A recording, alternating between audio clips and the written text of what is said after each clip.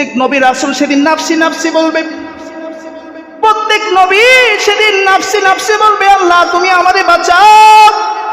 শুধুমাত্র বিশ্ব নবী বলবে, রব্বি হাবলি উম্মতি, ওগো আল্লাহ তুমি আমার উম্মতদের বাঁচাও। হাসর বাসীরা আল্লাহ রাসূলকে ইয়া রাসূলুল্লাহ ইয়া হাবিবাল্লাহ, হুজুর আমরা অতিষ্ঠ হয়ে যাচ্ছি, আর আমরা তো বসতে থাকতে পারি না, আপনি একটু আল্লাহর দরবারে সুপারিশ করেন। আল্লাহ রাসূল বললেন, আজকের এই দিনে আল্লাহ পাক রব্বুল আলামিন আমাকে শাফায়াতের অনুমতি দিয়ে দিয়েছেন, চলো যাই আল্লাহর কাছে তোমাদের জন্য শাফায়াত করতে থাকি। সুবহান আল্লাহ পাক রব্বুল আলামিন বলেন, এই কিয়ামতের সূচনা হবে ভূমিকম্প দিয়া। ইযা যুলজিলাতিল আরদু জিলজালাহা ওয়া আখরাজাতিল আরদু আথকালাহা ওয়া ক্বালাল ইনসানু মা লাহা ইয়াওমাইযিন তুহাদ্দিসু আখবারাহা। আল্লাহু আকবার বলেন। আল্লাহ পাক রব্বুল আলামিন বলেন, হাবিব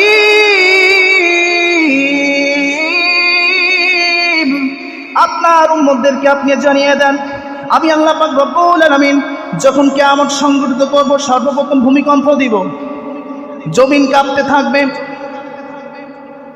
সেদিন ওয়াখরাজাতিল আরদু আথকালাহা, জমিনের মধ্যে যা কিছু আছে সব কিছু জমি সেদিন বের করে দিবে।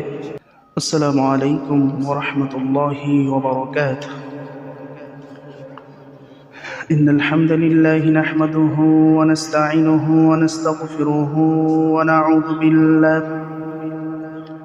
ونعوذ بالله من شرور أنفسنا ومن سيئات أعمالنا، من يهده الله فلا مضل له ومن يضلله فلا هادي له،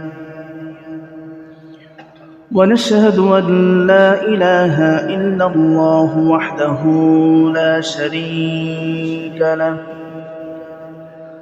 ونشهد أن سيدنا وحبيبنا ومولانا محمدا عبده ورسوله، الذي أرسله بالحق بشيرا ونذيرا وداعيا إلى الله بإذنه وسراجا منيرا. فقد قال الله تعالى في شان حبيبه ومحبوبه ومعشوقه ومخبرا وآمرا، إن الله وملائكته يصلون على النبي يا أيها الذين آمنوا صلوا عليه وسلموا تسليما. اللهم صل على مولانا محمد وعلى آله مولانا محمد. اللهم صل على مولانا محمد وعلى آله مولانا محمد. মন আমার কাদেরে প্রাণ আমার কাদেরে যেতে সোনার মদিনায়, মন আমার কাদেরে প্রাণ আমার কাদেরে যেতে সোনার মদিনায়, যে মদিনায় শুয়ে আছেন, যে মদিনায় শুয়ে আছেন প্রিয় নবী নিরালায়, মন আমার কাদেরে প্রাণ আমার কাদেরে যেতে সোনার মদিনায়। আল্লাহুম্মা صل على مولانا محمد وعلى آل سيدنا اللهم صل على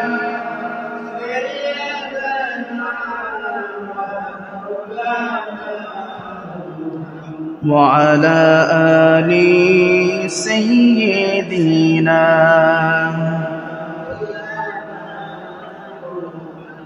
بلغ العلا بكماله كشف الدجى بجماله حسنت جميع خصاله صلوا عليه وآله أشرف محبة شد ذكر করে সুবহানাল্লাহ والحمد لله لا إله সুবহানাল্লাহ والحمد لله لا إله সুবহানাল্লাহ والحمد لله لا إله سبحان الله والحمد لله لا إله سبحان الله والحمد لله لا إله سبحان الله والحمد لله لا إله لا إله إلا الله محمد رسول الله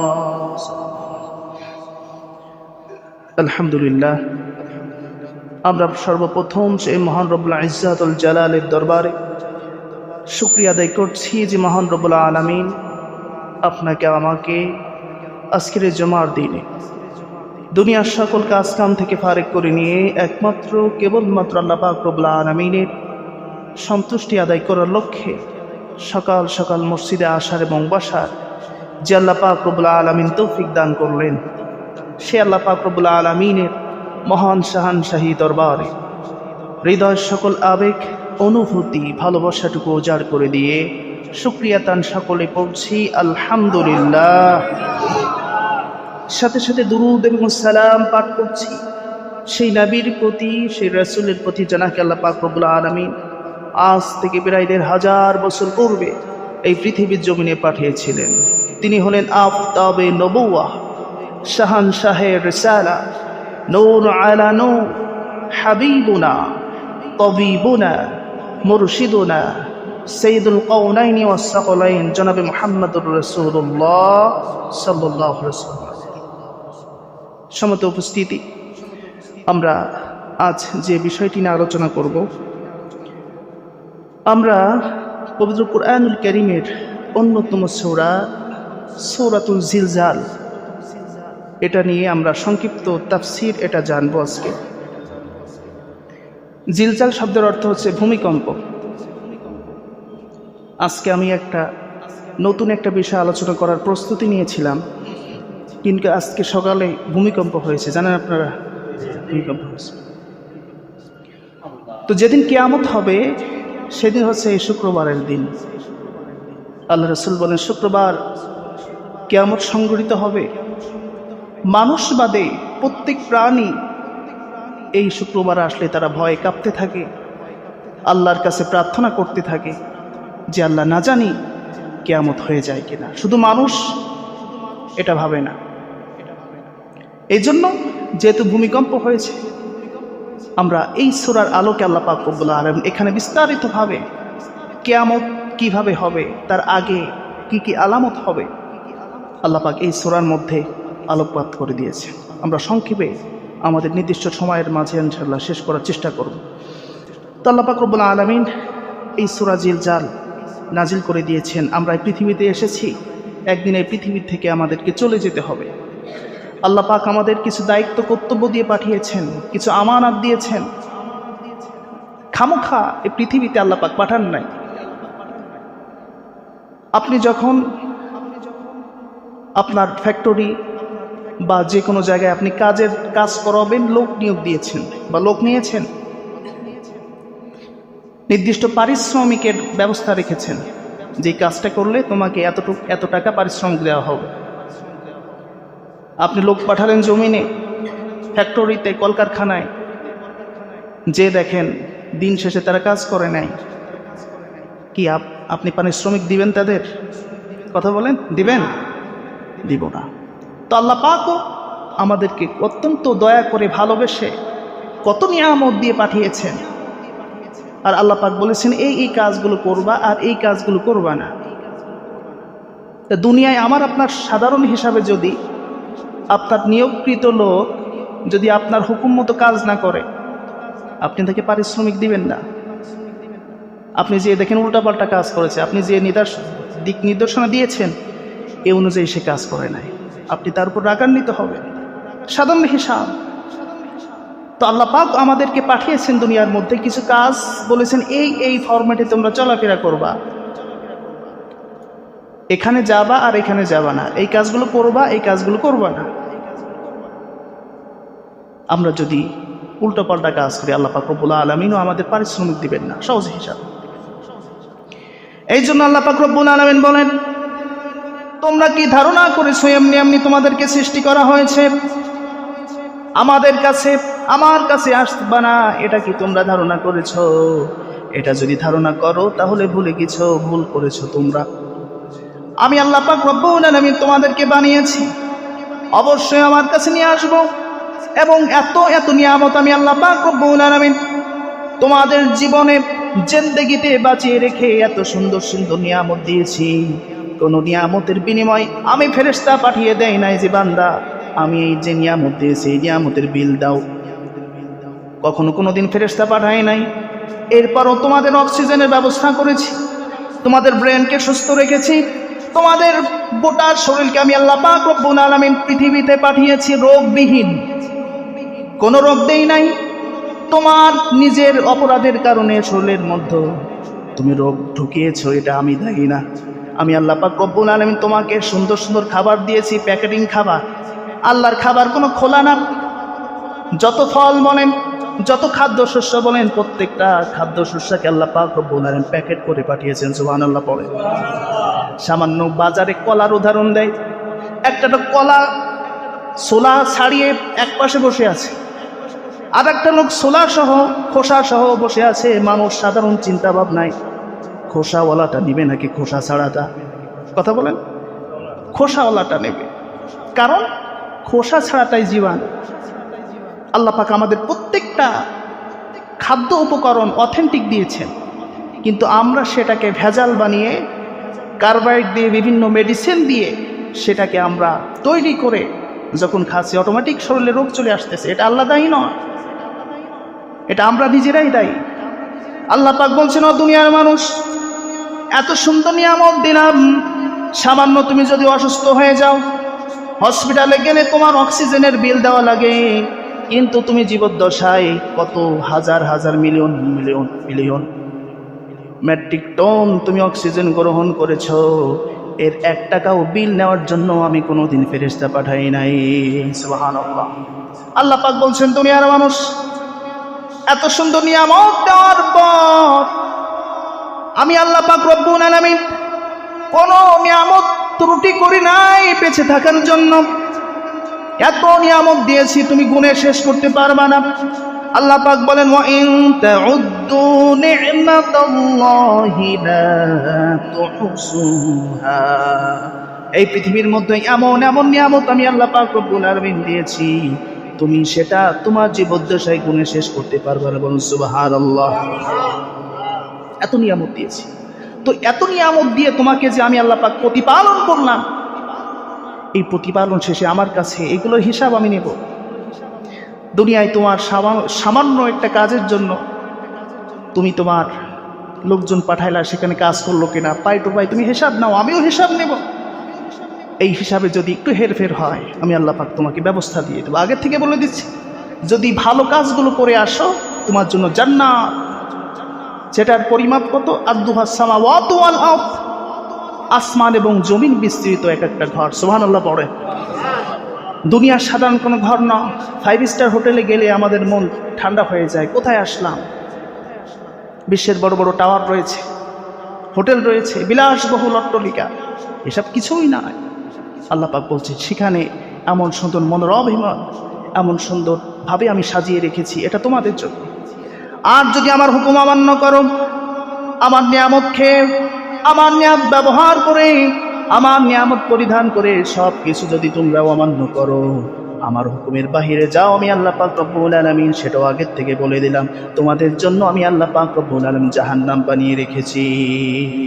যে জাহান্নাম কেমন জাহান্নাম? হাদিসের মধ্যে আল্লাহ রাসূল বলেন, আল্লাহ পাক রব্বুল আলামিন নাফরমানদের জন্য জাহান্নামের আগুন জ্বালাইতে জ্বালাইতে লাল আগুনকে কালো বানিয়ে ফেলেছেন। ওই জাহান্নামের আগুন যদি কোনো মানুষের আঙ্গুলের মাথার মধ্যে লেগে যায়, আঙ্গুল পুড়তে পুড়তে, হাত পুড়তে পুড়তে কলিজা পুড়ে ছারখার হয়ে যাবে, এতটা তীব্র তেজ এই আগুনের।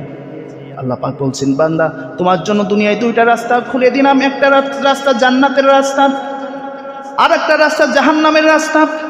আমি তোমাকে বিবেক দিয়েছি, যাকে আমি বিবেক দেই নাই তার হিসাব আমি নেব না, পাগলের কোনো হিসাব নাই। যাদের ব্রেনকে আমি সচল করে রেখে দিয়েছি তাদেরকে আমি আল্লাহ পাক রব্বুল আলামিন হিসাব নেব, যাররা যাররা পরিমাণ হিসাব নেব, যে এই নিয়ামতগুলো কোন কাজে ব্যবহার করলা, কোন কাজে ব্যয় করলা, আমি ছেড়ে দিব না। এই জন্য এই সব কিছু উপভোগ করার পর হায়াত থেকে আমরা যখন কবরে চলে যাব, কবরে যাওয়ার পর যখন এই পৃথিবী শেষ হয়ে যাবে, এই পৃথিবী যখন ধ্বংস হয়ে যাবে, আল্লাহ পাক রব্বুল আলামিন সর্বপ্রথম কিয়ামত সংঘটিত করবেন ভূমিকম্পের মাধ্যমে। আল্লাহ রাসূল বলেন কিয়ামত ভূমিকম্প দিয়ে শুরু হবে। হাদিসের মধ্যে আসছে, আল্লাহ রাসূল বলেন 4টি কাজ যখন সমাজের মধ্যে বেড়ে যাবে, তখন তোমরা মনে করবা কিয়ামত হতে আর বাকি নাই। আল্লাহ পাক রব্বুল আলামিন কিয়ামত অবশ্যই খুব দ্রুততার সাথে দিবেন। প্রথম নম্বর কাজ হলো, সমাজে যখন মদ বেড়ে যাবে, আল খামার, যখন সমাজের মধ্যে, দেশের মধ্যে মদ ছড়াছড়ি হয়ে যাবে, আল্লাহ রাসূল বলেন তখন তোমরা মনে করবা কিয়ামত সন্নিকটে, কিয়ামত আসতে বেশি দূরে নাই। আপনি বাস্তবতা মিলান, বর্তমান সময়ে অনুষ্ঠান হলেই সেখানে মদের ব্যবস্থা, বিভিন্ন নেশা জাতীয় দ্রব্য সেখানে ব্যবস্থা করা হয়। আল্লাহ রাসূল বলেন যখন এই মদের ছড়াছড়ি হয়ে যাবে, তখন তোমরা মনে করবা কিয়ামতের আর বেশি বাকি নাই। 1 নম্বর। দ্বিতীয় নম্বর হলো, সমাজে যখন জিনা বেড়ে যাবে, যখন নারী পুরুষের অবাধ মেলামেশা বেড়ে যাবে, তখন তোমরা মনে করবা কিয়ামত সন্নিকটে। 3 নম্বর হলো, সমাজে যখন নাচানাচি বেড়ে যাবে, এখন বাস্তবতা মিলিয়ে নেন, অনুষ্ঠান ছোট হোক বড় হোক সেখানে নাচানাচির ব্যবস্থা রয়েছে। আল্লাহ রাসূল বলেন এই নাচানাচি সমাজের মধ্যে যখন বেড়ে যাবে, তখন তোমরা মনে করবা কিয়ামত সন্নিকটে। 4 নম্বর হলো আল গিনা ওয়াল ফাওয়াহিশ, অশ্লীল গান যারা শোনে, আপনি এটাও মিলিয়ে নেন, বাস্তবিক জীবনে অনুষ্ঠান হলে এখন বক্সে গান বাজানো হয়। আল্লাহ রাসূল বলেন যখন এই 4টা কাজ সমাজের মধ্যে বেড়ে যাবে, তখন তোমরা মনে করবা কিয়ামত বলে কয়ে আসবে না, হঠাৎ করে কিয়ামত শুরু হয়ে যাবে। আল্লাহ পাক রব্বুল আলামিন বলেন এই কিয়ামতের সূচনা হবে ভূমিকম্প দিয়া। إذا زلزلت الأرض زلزالها وأخرجت الأرض أثقالها وقال الإنسان ما لها يومئذ تحدث أخبارها الله أكبر বলেন আল্লাহ পাক রব্বুল আলামিন বলেন হাবিব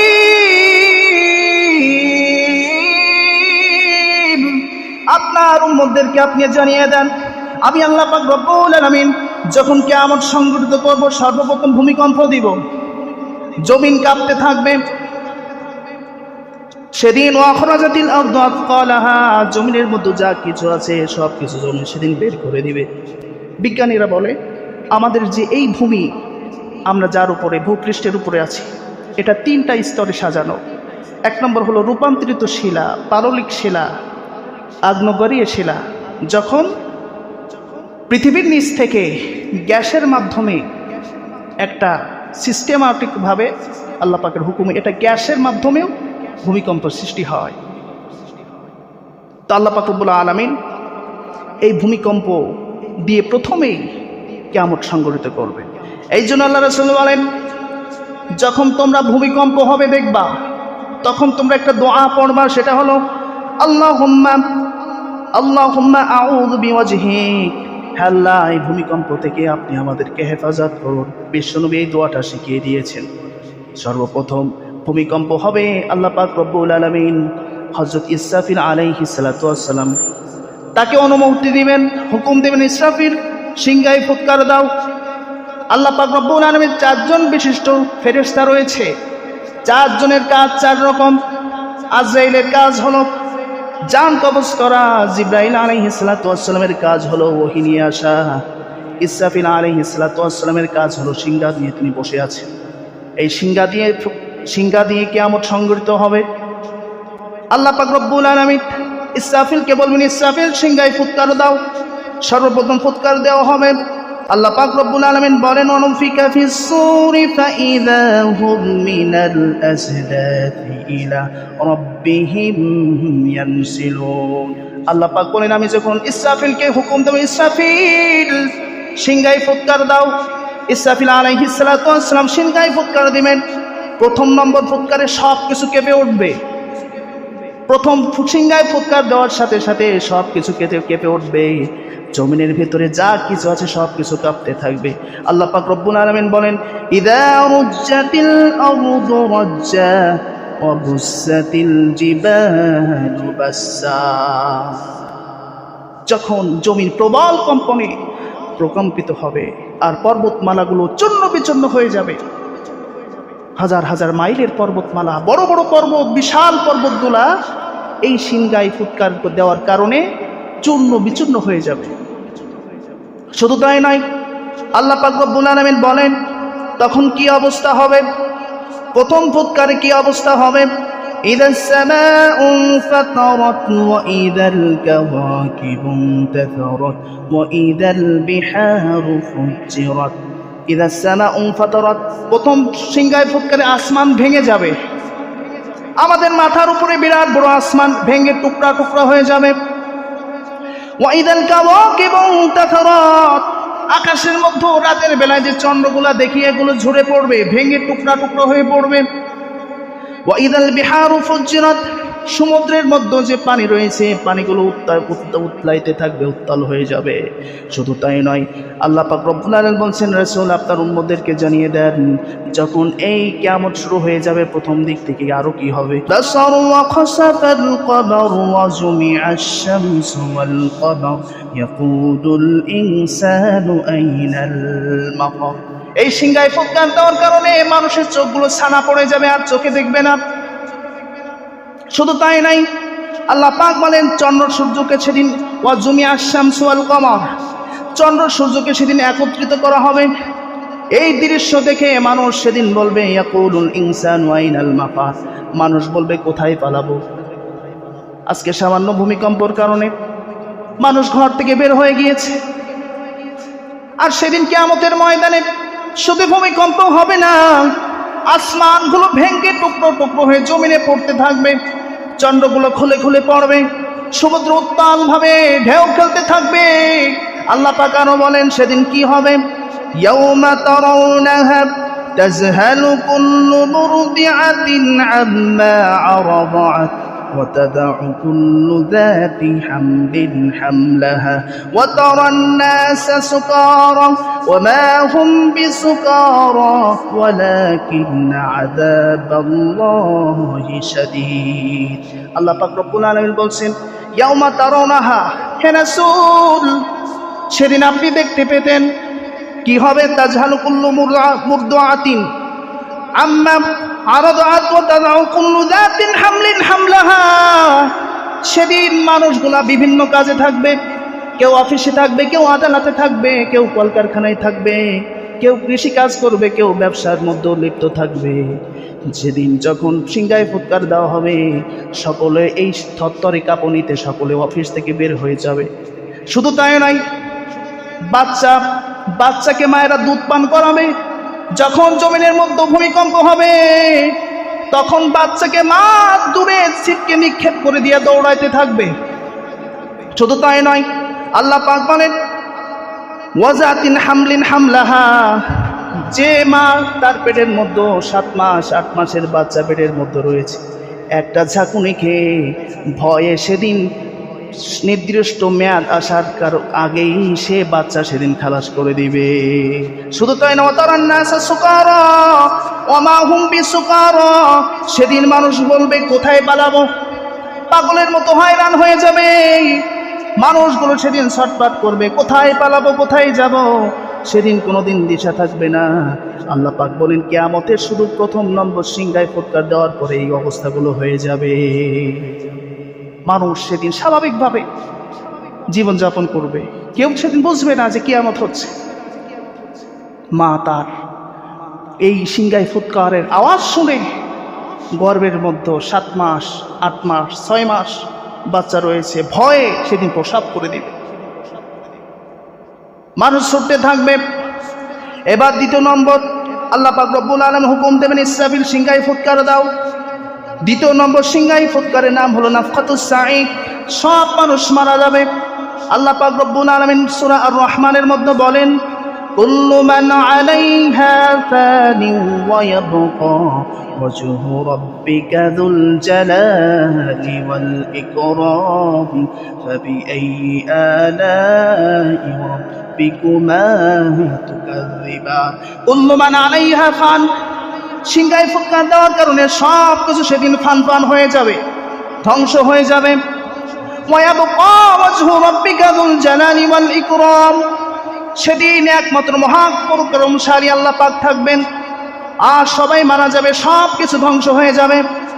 আল্লাহ পাক রব্বুল আলামিন তখন আজরাইলকে ডেকে বলবেন আখবিরনি মা ইয়াবকা, হে আজরাইল আমাকে তুমি সংবাদ দাও আর কে কে বাকি আছে। আজরাইল বলবেন আল্লাহ মানুষ যা ছিল সব কিছু শেষ হয়ে গিয়েছে, আর কে বাকি আছে? বলবে আল্লাহ জিনিরা বাকি আছে। আল্লাহ পাক বলবেন যাও জিনিদের জান কবজ করো, জিনেরা শেষ।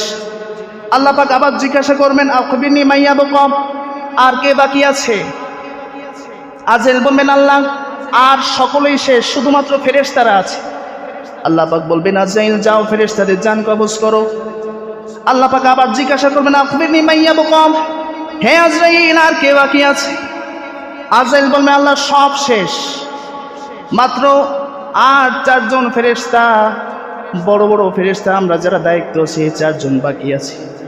আল্লাহ পাক বলবেন যাও সকলের জান কবজ করো, জান কবজ করা হবে। এবার আল্লাহ পাক বলেন আখবিরনি মা ইয়াবকা, হে আজরাইল আমাকে সংবাদ দাও কে বাকি আছে। তখন আজরাইল বলবেন আল্লাহ আর কেউ বাকি নাই, আপনি আল্লাহ আর আমি আজরাইল ছাড়া আর কেউ বাকি নাই। আল্লাহ পাক বলবেন আজরাইল এবার তুমি তোমার জান কবজ করো। এক বর্ণনার মধ্যে আছে আজরাইলকে হুকুম দেবেন নিজের জান কবজ করার জন্য। আজরাইল তখন কান্না শুরু করে দিবেন, আল্লাহর কাছে বলবেন আল্লাহ আগে যদি আমি জানতাম আমার নিজের জান নিজে কবজ করা হবে তাহলে আমি এই দায়িত্ব নিতাম না। আমি বলতাম আপনি জিব্রাইলকে দেন, ইসরাইলকে দেন, মিকাইলকে দিয়ে দেন, আমি এই দায়িত্ব নিব না। আল্লাহ পাক বললেন হে আজরাইল শুনে রেখে দাও কুল্লু নাফসিন যায়িকাতুল মাউত, প্রত্যেক প্রাণীকে মৃত্যুর স্বাদ গ্রহণ করতে হবে, যাও মরে যাও। আল্লাহ পাক একটা ধমক দিবেন আজরাইল তুমি মরে যাও। হাদিসের মধ্যে আছে আল্লাহ রাসূল বলেন আজরাইল জান্নাত এবং জাহান্নামের মধ্যবর্তী জায়গায় দাঁড়িয়ে সেদিন বিকট একটা আওয়াজ দিবে। আল্লাহ রাসূল বলেন এই আওয়াজ যদি দুনিয়ার কোনো ব্যক্তি শুনতো তাহলে আর জান কবজ করা লাগতো না, এই বিকট আওয়াজ শুনে ওই মানুষগুলো মারা যেত, এত ভয়ঙ্কর আওয়াজ হবে। এবার আল্লাহ পাক রব্বুল আলামিন বলেন সেদিন আর কেউ বাকি থাকবে না, শুধুমাত্র আল্লাহ পাক রব্বুল আলামিন থাকবে। আল্লাহ রাসূল বলেন এবার আল্লাহ পাক রব্বুল আলামিন সেদিন এই দিন বলবেন, কি বলবেন? আল্লাহ পাক সেদিন ডাক দিবেন লিমানুল মুলকুল ইয়াওম, আজকের এই দিনের রাজত্ব কার? আল্লাহ পাক নিজে নিজে বলবেন লিমানিল মুলকুল ইয়াওম, আজকের এই দিনের রাজত্ব কার? এই গোটা বিশ্বের দায়িত্ব কার? কোনো আওয়াজ আসবে না। আল্লাহ পাক সেদিন বলবেন লিল্লাহিল ওয়াহিদিল কাহ্হার, শুধুমাত্র একমাত্র আমি আল্লাহর রাজত্ব আজকে। আল্লাহ পাক এবার ডাক দিবেন ইয়া দুনিয়া হে দুনিয়া আইনা আশজারুক, হে দুনিয়া তোমার মধ্যে যত গাছপালা ছিল সেগুলো কোথায়? আল্লাহ পাক আরো ডাক দিবেন, ইয়া দুনিয়া আইনা জিবালুক, তোমার মধ্যে বড় বড় পাহাড় ছিল, এই পাহাড়গুলো কোথায়? কোনো জবাব আসবে না। আল্লাহ পাক আবার ডাক দিবেন, আমাদের মধ্যে যে সকল রাজারা ছিল কোথায়? আইনাল মুতাকাব্বিরুন, অহংকারীরা কোথায়? যারা ক্ষমতা পেয়ে মানুষের উপরে জুলুম করেছে, অত্যাচার করেছে, বিনা প্রয়োজনে মানুষকে অত্যাচার করেছে, সেই সকল অহংকারী দাম্ভিক শাসনকর্তারা কোথায়? কোনো জবাব আসবে না। আল্লাহ পাক রব্বুল আলামিন তখন আবার ইসরাফিলকে সর্বপ্রথম জীবিত করবেন। ইসরাফিলকে জীবিত করে আবার সিংহায় ফুৎকার দিবেন। এই সিংহায় ফুৎকার করার কারণে সেদিন আবার যেগুলো সকলে মারা গিয়েছিল এইগুলো আবার সিংহায় ফুৎকার দেওয়ার কারণে আবার সবাই জীবিত হয়ে যাবে।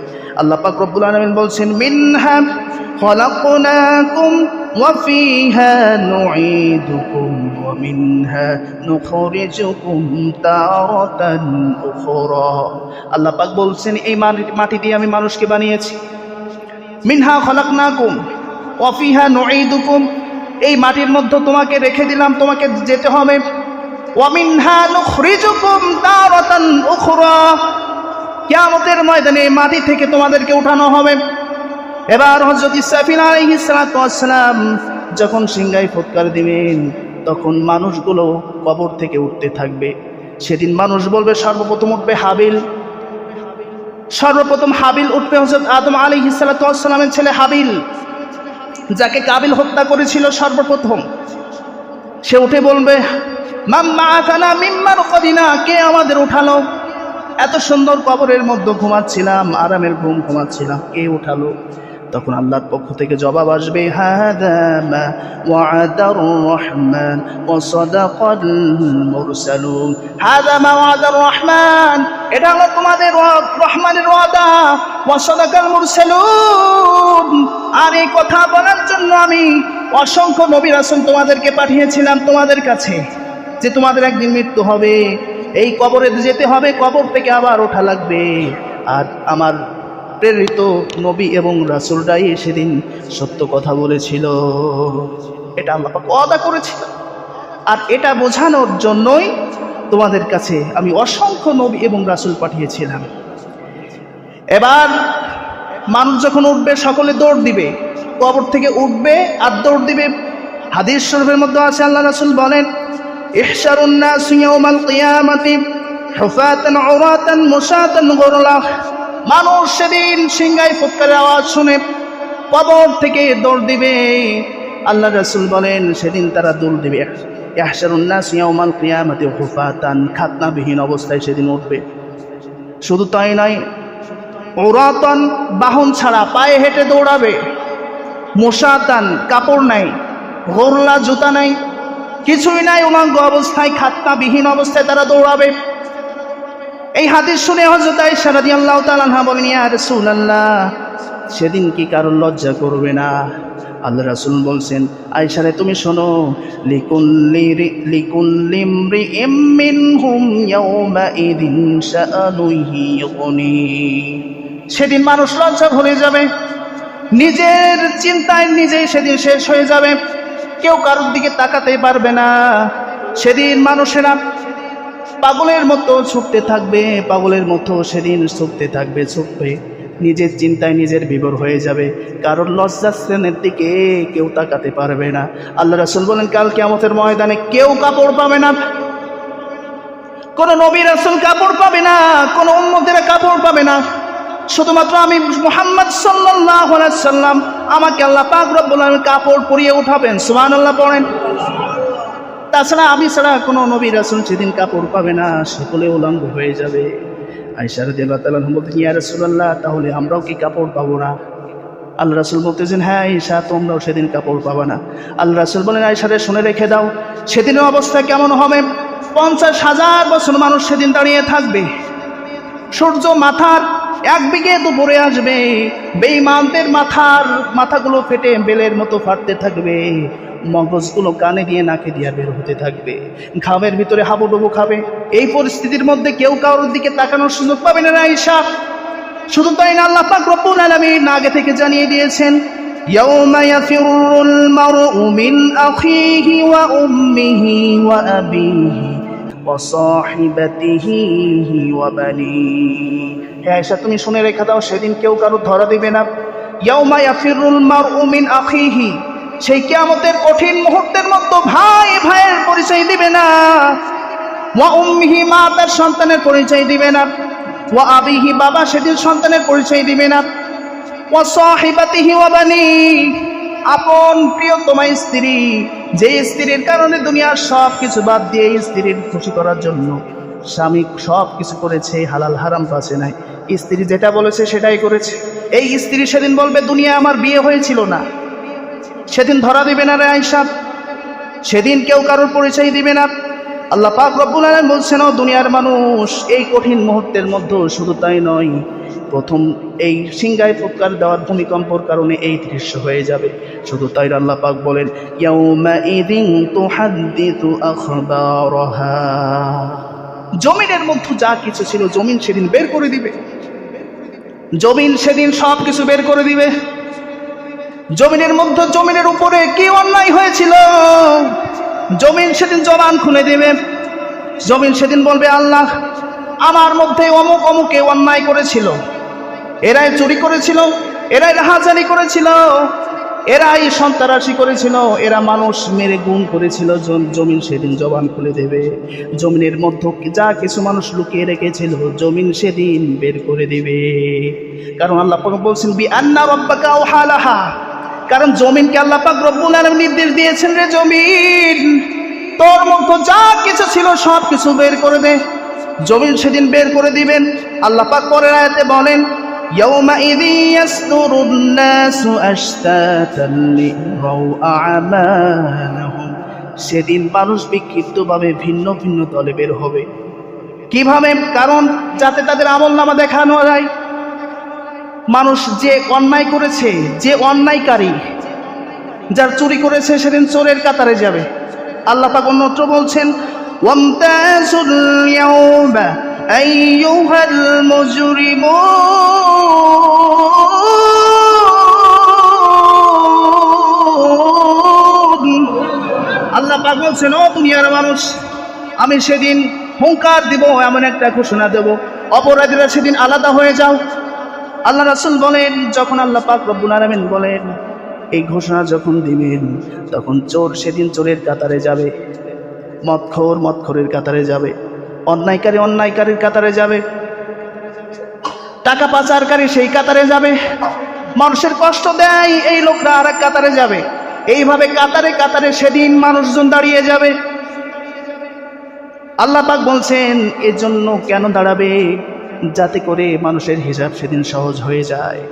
এবার মানুষজন যখন 50,000 বছর দাঁড়িয়ে থাকবে, মানুষ অতিষ্ঠ হয়ে যাবে, আর দাঁড়িয়ে পারবে না, চিৎকার চেঁচামেচি, এই কঠিন মুসিবতের মধ্য থেকে মানুষ যখন অতিষ্ঠ হয়ে যাবে, তখন সকলে মিলে হযরত আদম আলাইহিস সালাতু ওয়াস সালামের কাছে যাবে, যে বলবে, আবাল বাশার, আপনি আমাদের আদি পিতা, সকলেরই পিতা, আপনি একটু আল্লাহর কাছে একটু সুপারিশ করেন, যেন আল্লাহ পাক রব্বুল আলামিন যেন একটু দ্রুত বিচার কায়েম করে দেয়। হযরত আদম আলাইহিস সালাতু ওয়াস সালাম বলবেন, না না, আজকে আমি আল্লাহর দরবারে দাঁড়াতে পারবো না, কারণ আল্লাহ পাক রব্বুল আলামিন আমার জান্নাতে এই গাছের নিকট যেতে নিষেধ করেছিল, আমি নিষেধকে অমান্য করে ফেলেছি। কোন মুখ নিয়ে আল্লাহর সামনে দাঁড়াবো? আমি পারবো না, তোমরা আরেকজনের কাছে চলে যাও। সকলে মিলে ইব্রাহিম আলাইহিস সালাতু ওয়াস সালামের কাছে যাবে।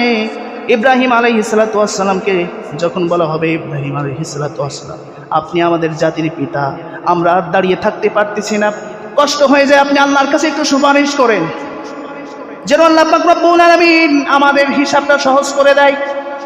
ইব্রাহিম আলাইহিস সালাম বলবেন, না না, আজকে আমি পারবো না, কারণ ওটা জাতি যখন মুক্তির পক্ষে ছিল, আমাকে যখন ডাকা হয়েছিল, ইব্রাহিম চলো যাই, মেলায় যায়, আমি তখন বলেছিলাম আমি অসুস্থ, আমি যেতে পারবো না।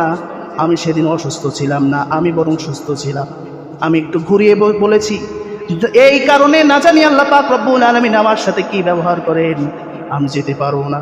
তবে তোমাদের একটা পরামর্শ দিতে পারি, আজকে কোনো নবী, কোনো উম্মত, কোনো রাসূল সুপারিশ করতে পারবে না, একমাত্র শাফায়াত করতে পারবে উম্মতি মুহাম্মাদির জন্য, গোটা মানুষের জন্য একমাত্র হলো জনাবে মুহাম্মাদুর রাসূলুল্লাহ সাল্লাল্লাহু আলাইহি ওয়াসাল্লাম। সুবহানাল্লাহ পড়েন। হাসরবাসীরা সেদিন রাসূলের দরবারে ছুটতে ছুটতে চলে যাবেন, যে দেখবেন আল্লাহ রাসূল মাকামে মাহমুদের মতো সিজদায় পড়ে গেছে। প্রত্যেক নবী রাসূল সেদিন নাফসি নাফসি বলবে। প্রত্যেক নবী সেদিন নাফসি নাফসি বলবে, আল্লাহ তুমি আমাদের বাঁচাও। শুধুমাত্র বিশ্ব নবী বলবে, রব্বি হাবলি উম্মতি, ওগো আল্লাহ তুমি আমার উম্মতদের বাঁচাও। হাসরবাসীরা আল্লাহ রাসূলকে, ইয়া রাসূলুল্লাহ ইয়া হাবিবাল্লাহ, হুজুর আমরা অতিষ্ঠ হয়ে যাচ্ছি, আর আমরা তো বসতে থাকতে পারি না, আপনি একটু আল্লাহর দরবারে সুপারিশ করেন। আল্লাহ রাসূল বললেন, আজকের এই দিনে আল্লাহ পাক রব্বুল আলামিন আমাকে শাফায়াতের অনুমতি দিয়ে দিয়েছেন, চলো যাই আল্লাহর কাছে তোমাদের জন্য শাফায়াত করতে থাকি। সুবহানাল্লাহ। আল্লাহ রাসূল যাবেন আল্লাহর কাছে, বলবেন, আল্লাহ রাসূল সিজদায় পড়ে যাবেন, কাঁদতে থাকবেন। আল্লাহ পাক বলেন, হাবিব বন্ধু উঠান, ইরফা রাসাক, আপনার মাথা উঠান, সালতুকা, আপনি আমার কাছে কান, কি চাইবেন আপনি? দুনিয়ার 63 বছর জিন্দেগিতে আপনি কেঁদেছেন, আজকে তো আপনার কাদার দিন না। আমার কাছে চান, ওয়াসফা তুশাফা, আপনি আমার কাছে যাকে সুপারিশ করবেন তাকে আমি মাফ করে দিব, আপনি আমার কাছে চান। আল্লাহ রাসূল সেদিন বেছে বেছে সেদিন শাফায়াত করে উম্মতদেরকে জান্নাতে নিয়ে যাবে। সুবহানাল্লাহ, নারে তাকবীর, নারে রিসালা, আল্লাহু আকবার। সময় সংক্ষেপ হয়ে গিয়েছে, এই জন্য আজকের যে পয়েন্টটা আলোচনা, আর এখন সব কিছু বাদ রেখে গেছে, আমল নামা দেওয়া হবে, অনেক কিছু বিষয় রয়েছে, বাকি রয়েছে। মূল থিমসটা যেটা দিতে চাই, আমাদের একদিন বিদায় নিতে হবে। আমরা দুনিয়ার বুকে আল্লাহর হুকুমকে অমান্য করতেছি। আজকে ভূমিকম্প, আমি না জানি, আমি তো আতঙ্কে হয়ে গেছিলাম, না জানি আজকে শুক্রবার ভূমিকম্প হয়েছে, না জানি আল্লাহ কিয়ামত দিয়ে দেয়, কি নিয়ে দাঁড়াবো আল্লাহর কাছে। এই জন্য আসুন তওবা করি, মানুষ হিসাবে ভুল থাকবে, আমরা তওবা করি, ফিরে আসি আল্লাহর পথে, ফিরে আসি খালেস দিলে তওবা করে। বাকি জীবন আমরা যতদিন বেঁচে থাকি আমরা 5 ওয়াক্ত নামাজের পায়ে বলতে হয়। রাজি আছি তো ইনশাল্লাহ? ইনশাল্লাহ। আল্লাহ পাক রব্বুল আলামিন আমাদের প্রত্যেককে যেন দুনিয়া থেকে ঈমানের সাথে নিয়ে যায়, আল্লাহ পাক যেন কবুল করে নেন, সকল বলি আমিন। ওয়াখির দাওয়ানা আলহামদুলিল্লাহি রাব্বিল আলামিন। আরেকটি কথা, আপনারা জানেন মসজিদের কাজ চলতেছে, কাজ মেহরাবের কাজ, আলহামদুলিল্লাহ আপনাদের দোয়ায় যতটুকু সহযোগিতা করেছেন কাজটা সম্পন্ন হয়েছে। আরও কাজ বাকি রয়েছে, টাইলসের কাজ রয়েছে, আরও কিছু কাজ বাকি রয়েছে। আপনাদের সহযোগিতা খালেস নিয়েতে আল্লাহর ঘরে দান করবেন। কোনো ব্যক্তি, কোনো গোষ্ঠী, কোনো দল, এগুলো দেখার দরকার নাই। আপনি গোপনে আল্লাহর সন্তুষ্টির উদ্দেশ্যে দান করে শরীক হয়ে যান, কিয়ামত পর্যন্ত এই সাদকায়ে জারিয়া আপনি পেয়ে যাবেন। আল্লাহ পাক রব্বুল আলামিন প্রত্যেককে এই মসজিদে, আল্লাহর ঘর মসজিদে খালেস নিয়েতে নিঃস্বার্থভাবে দান করার তৌফিক দান করে দেন, সকলে বলে আমিন। ওয়াখির দাওয়ানা আলহামদুলিল্লাহি রাব্বিল আলামিন। যারা সুন্নাত পড়ে নেন, চারটা কিবলা জামা সুন্নাত নামাজ পড়েন।